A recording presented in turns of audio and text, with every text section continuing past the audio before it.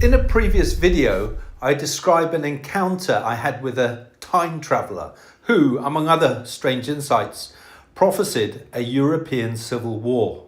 When I bumped into this strange being whilst riding my motorcycle in the wilds of Namibia, I was, like anyone would be, I suppose, rather sceptical of what I was told, and afterwards very much in denial about the subsequent dystopian visions that somehow formed in my mind, dismissing them as hallucinations or fever dreams. It's only now, nearly 2 decades since that strange encounter and approaching the time he prophesied, that I'm wondering if we are, indeed, sleepwalking into a revolution, the likes of which we haven't seen for centuries, if ever. Back then, while riding my KTM 990 adventure motorcycle across the vast expanses of the world's oldest desert, there was nothing to suggest the West was in danger. We were living the dream, weren't we? Little did I know. I could never have envisaged what would lie ahead in the following decades. 2 decades ago, Bush and Blair had yet to inflame radical Islam and make many parts of Africa and the Middle East unstable and unsafe. 2 decades ago, it was unimaginable that Britain would be run by anti-white, tyrannical Marxists intent on destroying our culture, values, and freedoms. Back then, Russia and Ukraine had yet to engage in a perpetual proxy war caused by NATO expansion, propelled and funded by the European Union, the United States, and their industrial military complexes, and also their liberal elite women and effeminate beta soy boys. In fact, in those days, being called liberal was generally considered a good thing. Back then, the Iranian-funded terror group Hamas hadn't attacked Israel and murdered and raped youngsters at a music festival, and committed unspeakable atrocities against innocent babies, causing a war between Jewish Judeans and Arab Palestinians, if those are the right words for the tribes that populate the troubled holy lands of the Levant. Unless one has an IQ below room temperature and spent geography and history lessons at school smoking nettles behind the bike sheds, one would know that Judaism emerged more than 1,000 years before Islam was even thought of. And any educated person will know which tribes lived in which parts of the Levant at any particular time, and therefore which tribes claim these parts as their ancestral motherland. It's a fact that Saudi Arabia, Egypt, Jordan, and the rest of the Middle East nations think far less about Palestinians than the blue-haired nose ring brigade that terrorize European and American cities every weekend. These neighbouring Middle East countries of predominantly Muslim faith are collectively 99.8% more spacious than the entire landmass of Israel, and yet none of them are offering sanctuary or land for the so-called Palestinians to occupy. Why doesn't Egypt offer up the vast empty spaces of the Sinai to the Palestinians? I've explored the Sinai and the areas of Jordan and Saudi that adjoin the beautiful Red Sea extensively on my motorcycle adventures, and can vouch there's plenty of space for their Palestinian brothers if they wanted to. Of course they don't. They wall up and fence their borders against Palestinians, Hamas, Hezbollah, and other jihadi troublemakers. These neighbouring Arab states have had their fingers burned by these terrorists over recent decades, and they don't want them causing trouble ever again.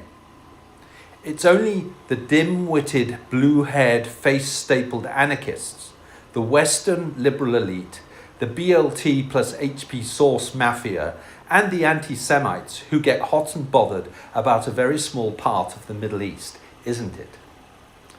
If we go back 20 years or more, the Middle East region was run by strong, although I'll admit despot-type leaders, but they prevented regional turmoil and reduced tribal conflict. They kept the warlords and the religious extremists in order. Now, with the overthrow of Saddam, Mubarak, Gaddafi, and very recently Assad, the region is now riddled with extremist groups and warlords vying for power and control. the region is even more unstable and more extreme than it's ever been before. 20 years ago, America had been polarized into two hostile adversaries of diametrically opposed politics and extreme non-scientific beliefs. 20 years ago, Europe hadn't been flooded with fighting-age illegal immigrants from hostile foreign cultures that threatened the indigenous European population with medieval superstitions, Sharia law, and a settled intention of a European caliphate. British and European cities were still quite nice back then and had yet to develop the no-go ghettos we have today.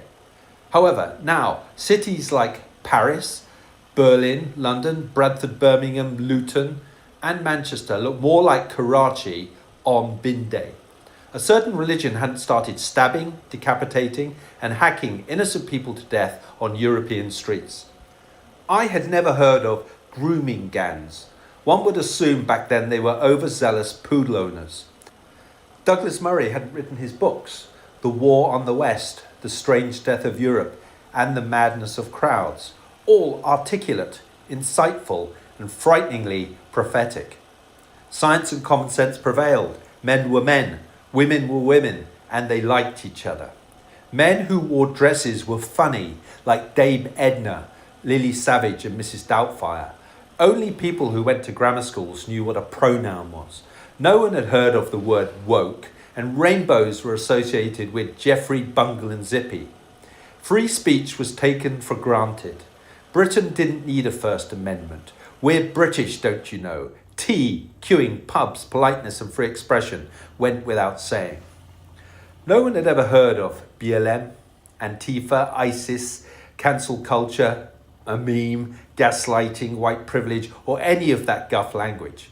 You could still go on holiday to Damascus. There hadn't been any blasphemy laws in Europe since the Spanish Inquisition. Except for the British royal family, I suppose, shagging your first cousin was generally frowned upon. Children could go to dance classes without being slaughtered. Women cared more about their unborn babies than Islamic terrorists.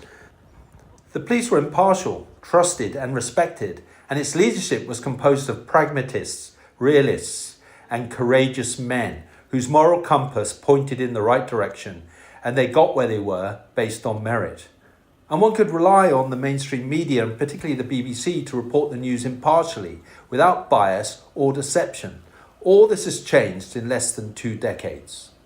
There's no arguing that things have gone from worse to worse, and Western society is deeply divided.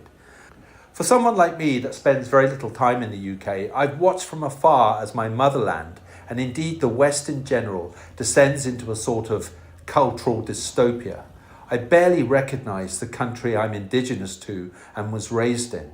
I barely recognise Western Europe, the continent my ancestors evolved in and went on to generate the greatest minds, scientific achievements, engineering marvels, inventions, technology, art, music, architecture, and accomplishments the world has ever seen.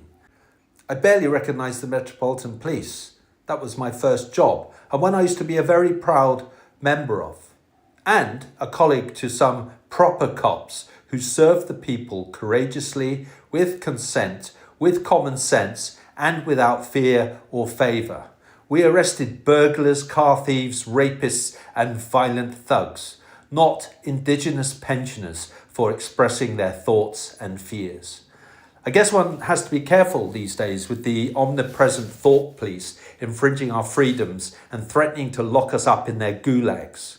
I will summarise some very recent events for the purpose of context and to give a personal perspective and objectivity. On a recent visit to England, where I keep a Royal Enfield Himalayan motorcycle at my sister's house in Poole in Dorset, I was washing my bike in her driveway and readying it for storage when an obese black woman in ill-fitting, tight, and I can only describe it as pole dancing gear, walked up the private driveway, scoped out the house and the cars. I know this because I used to be a cop and I recognised the behaviour, and then called someone on her phone in an African language whilst pointing at the cars, and then she wobbled off. A little while later, whilst driving with my sister in the leafy affluent neighbourhood, I saw this fat-ass twerker doing the same thing along other people's driveways. I pointed her out to my sister and told her what I saw, and she agreed it was strange and suspicious, but she seemed resigned to the fact that this is Britain, this is what it's like nowadays. White, especially middle-class white Brits, seem reluctant to report suspicious behaviour by non-whites for fear of being branded racist. And it's not a case that the police wouldn't do anything anyway. Lo and behold, at 5:30 a.m. the next day, my brother-in-law's Jaguar is stolen off the driveway. An examination of the security cameras revealed a black guy in a hoodie stealing it.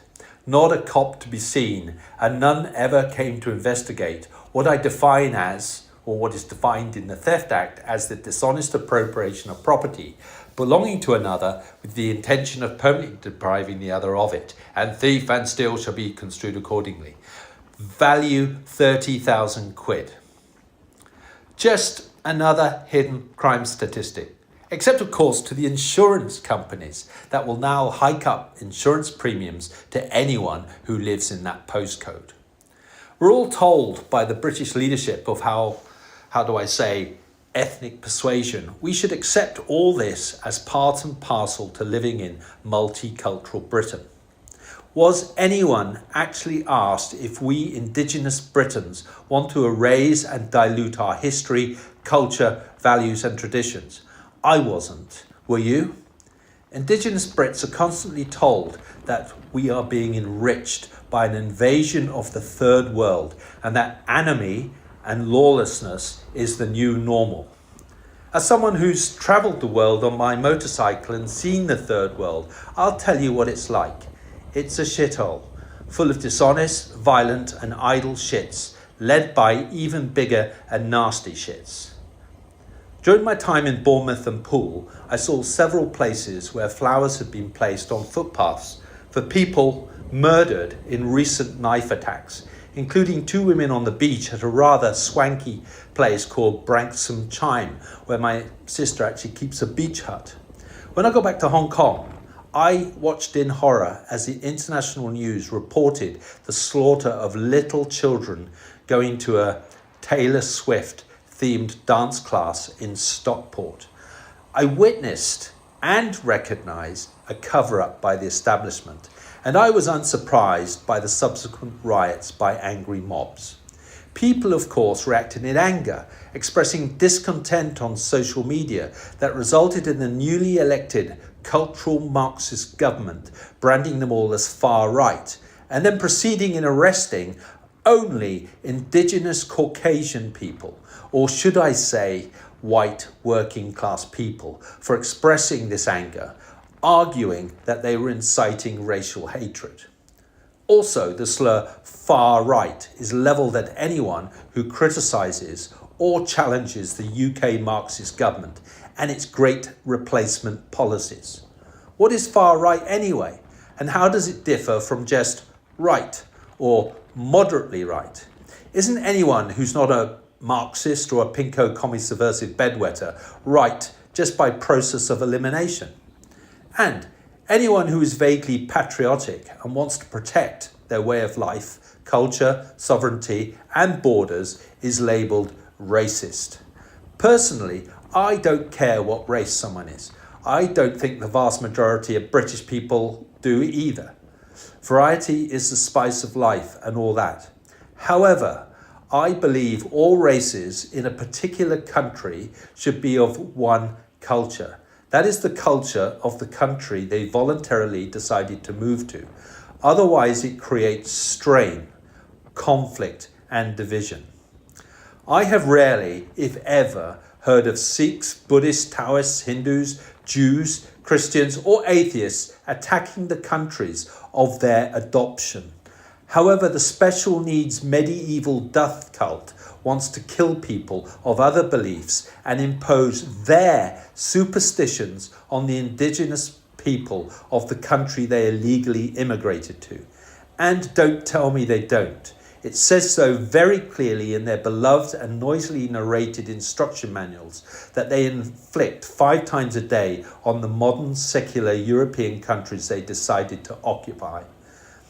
For reasons no sane person can understand, this highly invasive and aggressive cult has the backing of the UK Marxist government and the protection of the oppressive thought police who threaten the indigenous populace that any phobia or anti-establishment sentiment will be punished.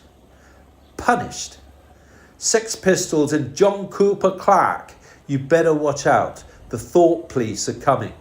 And the word phobia. According to any English language dictionary, a phobia is defined as an irrational fear. I am not irrational. On the contrary, I have a very rational fear of medieval death cults and will not be bullied or intimidated into deciding what I like, love, or fear by anyone. I saw the UK Attorney General and several Chief Constables say they will scour the internet, kick down doors, arrest so-called far-right criminals just for exercising their views and lock them up in prison for lengthy sentences. And to my horror and to everyone else's, they did. Facebook comments of discontent and anger expressed, in the vernacular of typical working class people, resulted in expedited and disproportionately lengthy jail sentences. A British military veteran with PTSD has been given a lengthy prison sentence for exercising free speech. A British mother and wife of a Conservative councillor has been given a lengthy prison sentence for exercising free speech. And a British grandfather called Peter Lynch was effectively murdered by the tyrannical state for exercising free speech. And as it turned out, all of them were telling the truth. Imprisoned for telling the truth. It's like a chapter from Solzhenitsyn's book, The Gulag Archipelago. You should read it. Have a read.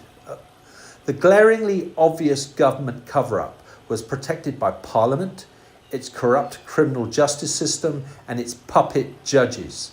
Those in the know were gagged. The British people were deceived and lied to.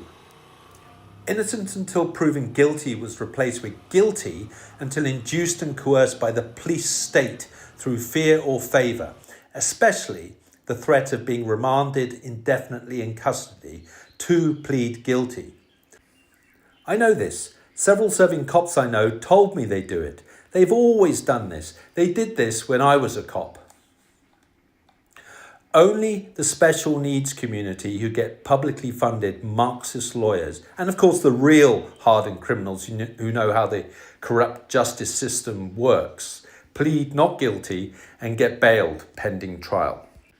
To make space in the jails for those accused of thought crimes, most of whom were of previous good character, the government released and is releasing tens of thousands of real hardened criminals back onto the streets.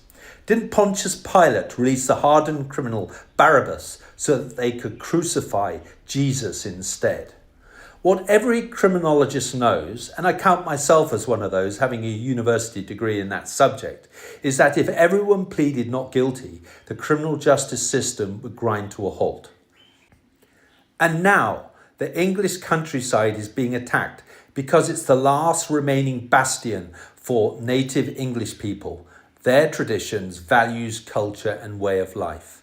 The cultural Marxist government is going to tax farms and rural communities into extinction and use the money to aid despot nations to fund countries like China and India that are nuclear powers and have space programs, to fund and program cruise missiles to fire at Russia, and occupy every hotel in England's green and pleasant land to house fighting-age jihadis.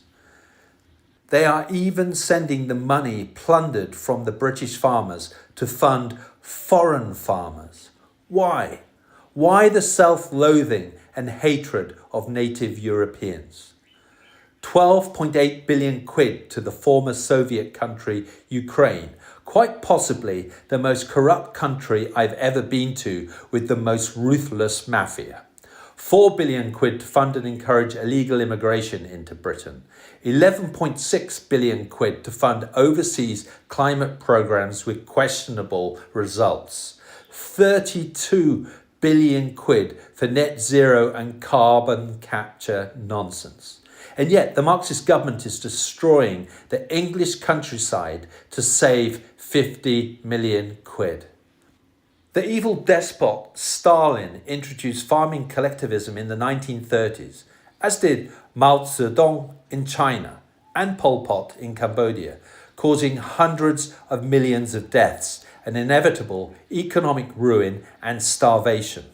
This seems to be the blueprint for the current UK government.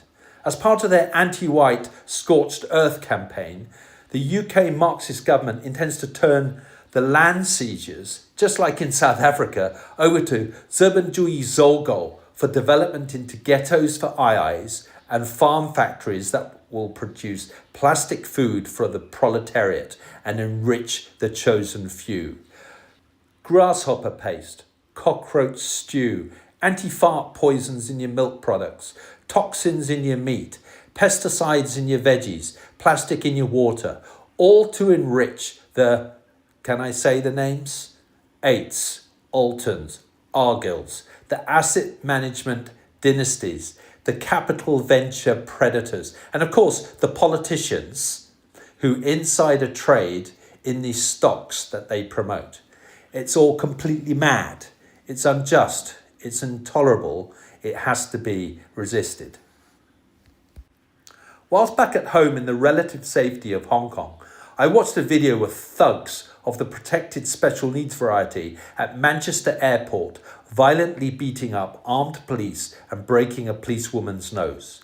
The only action taken by the cowardly police leadership and the corrupt Crown prosecution was that the police officer struggling to effect the arrest of these violent thugs was struck off and suspended pending a lengthy and no doubt stressful internal investigation. As a former armed police officer myself back in the day, I would have been justified in using lethal force in this exact scenario. Instead, the officer is vilified for using his feet, a perfectly sound tactic that kept his arms free to protect his lethal weapon getting into the hands of these violent thugs, who were clearly emboldened to believe they were above the law of the land. As I speak, many months later, these violent thugs remain at liberty. The officer, however, who bravely performed his duty in protecting his colleagues and the public, and of course his family, is being punished, vilified, and labelled as a criminal of some sort. This is two-tier policing by any measure, which to my mind, and anyone who's studied law, is a desecration of the tenets of the rule of law, not to mention democracy, fairness, justice, civilization, decency, and Englishness. It's a corrupted criminal justice system, and no wonder the people are angry, especially the working class, who used to rely on the Labour Party to fight their corner. Not anymore. It's not inaccurate to say that this attack on free speech is tyrannical, and this is a strain on society which is already at breaking point. George Orwell's book 1984 was a warning, not a friggin' instruction manual. 2 and 2 equals 5, otherwise it's room 101, the worst possible thing for you, Mr. Smith.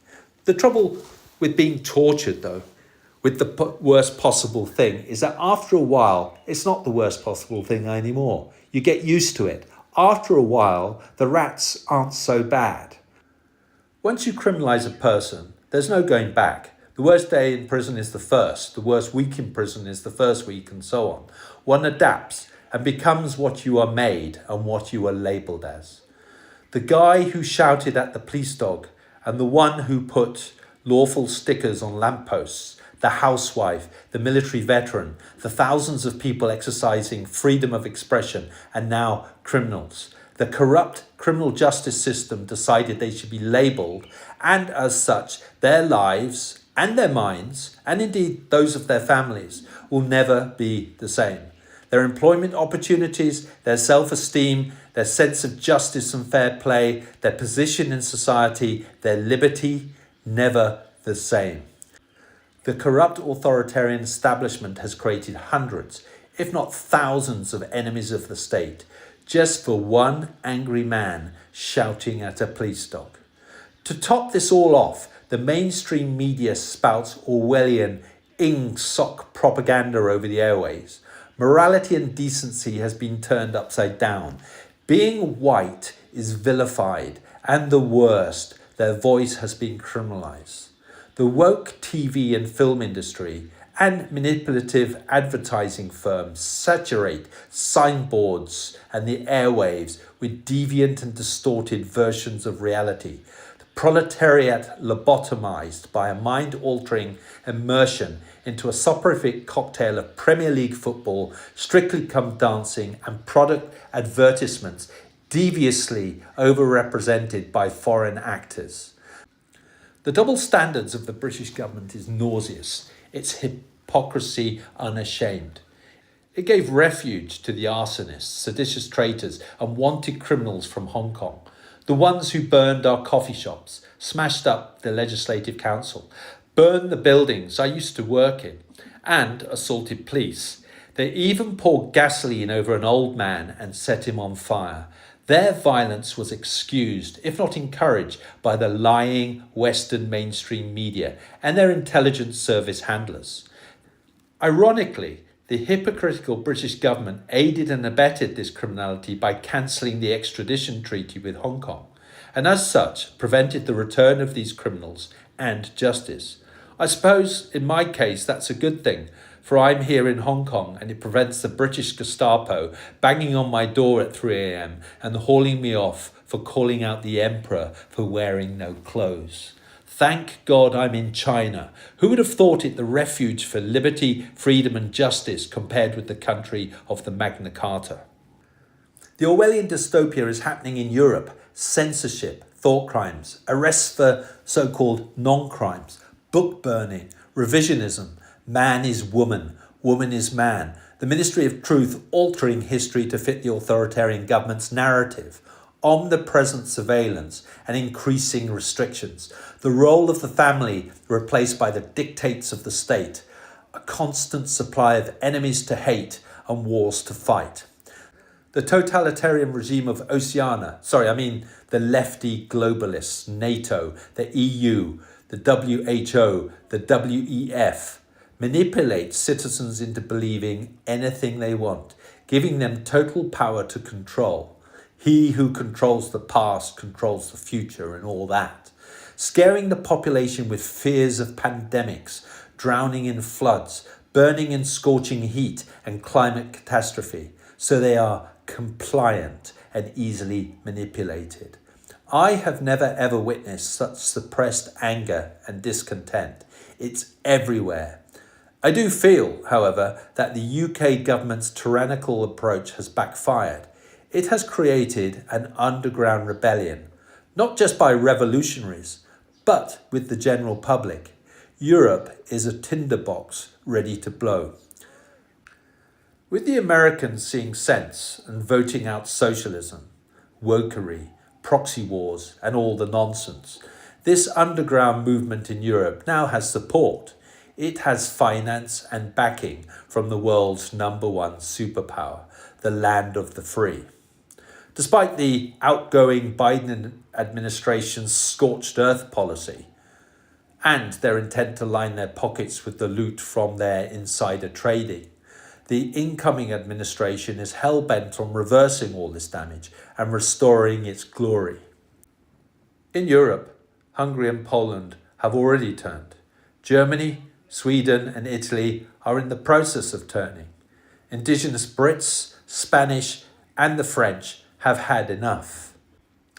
2027 is approaching, and I think now I understand what the time traveller showed me. 再见。